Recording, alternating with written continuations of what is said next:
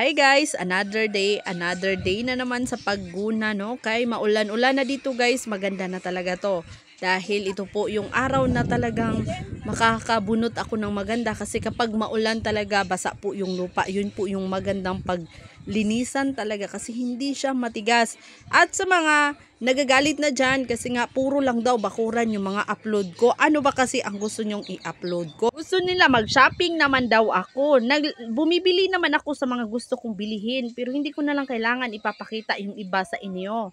So ang aking ipapakita ko lang is itong pagtatanim ko, pag-harvest at syempre pagkain sa mga gulay na itinanim ko and yung mga prutas. Ito po talaga yung aking content. Pero dahil nga hindi nyo tanggap na manggunahay ra ko, bahala na mo diha. Oy!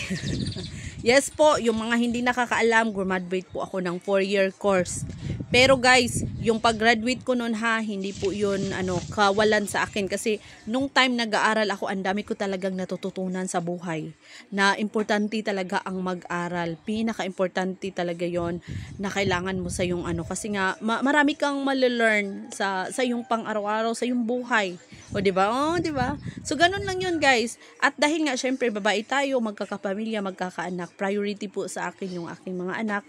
So hindi po ako nagtrabaho agad. Hindi man tayo pare-pareho.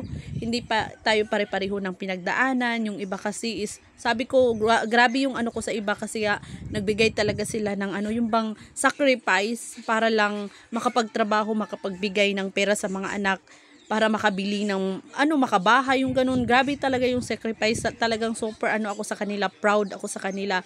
Kasi sa aking part, hindi ko kasi kaya guys na iiwanan ko sila tapos magtatrabaho. Ako hindi ko kaya yon. Mas pinili ko talaga bahala na walang pera. Basta inaalagaan ko yung aking mga anak. Malaki po dito. Ang dami-daming ko na pong offer na trabaho dito. Pero lahat po yun ay hindi ko tinanggap. Nakapagtrabaho ako before for almost 2 years. Malaki po talaga yung kitaan. Ang bilis ko lang nakapag-ipon. Malaki po yun guys. Pero nung nagkaroon na ako ng pangalawang anak, hindi na po ako nagtrabaho dahil nga inaalagaan ko po sila. So sabi ko okay lang, at least nakatry ako na magtrabaho ng almost 2 years. Monthly talaga, ang laki ng pera na nun. Monthly. Lalong-lalo na kapag dalawa kayo ang nagtatrabaho, talagang mabilis lang yung makapag-ipon. Makapag-travel, may pera ka talaga sa bangko na natatago mo. Yung ganun ba? Pero soon guys, ay magagawa ko din yan. Pero sa ngayon, sideline muna ako manggunahay, magtatanim, at nagbebenta na din ako ngayon. Doble ang ating kitaan. At dahil nga din, thank you po kay Meta din, magkakaroon din po ako ng another income. So maganda po talaga. Parang ang mas malaki pa na yung kita ko sa mga nagtatrabaho na tuloy. Kasi kung iipunin mo siya, lalaki po talaga siya.